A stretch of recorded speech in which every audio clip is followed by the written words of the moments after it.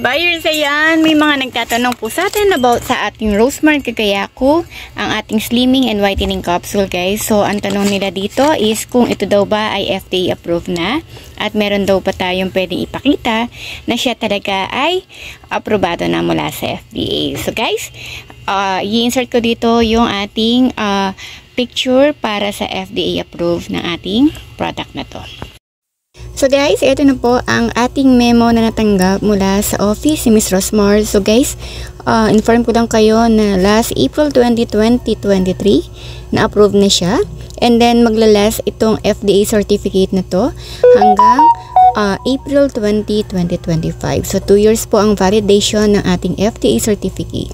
So guys, bili na kayo, and syempre please take also note na hindi pa rin may iwasan na minsan nagkakaiba ang laman ng ating mga bottle, pero dahil yan sa mabilisan pag nauubos agad kasi yung stock. So para hindi tayo maubusan ng husto at hindi magkaroon ng problema, kahit po nasabihin na natin na iba po yung color ng capsule, for as long as meron siyang memo and for as long as bumibili tayo sa mga legit seller like me or distributor, rest assured po na yan ay safe gamitin at hindi po yan fake.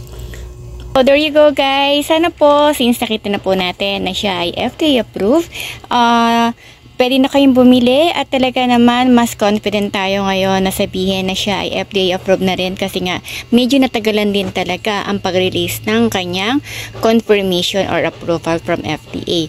But rest assured po na talagang safe siyang gamitin natin at makakatulong siya para tayo ay pumayat, pumuti at maging mas maganda palalo at mas ma-boost ang ating confidence. So sa mga naghahanap po, available siya sa aking Shopee, TikTok and Lazada account. So, thank you so much.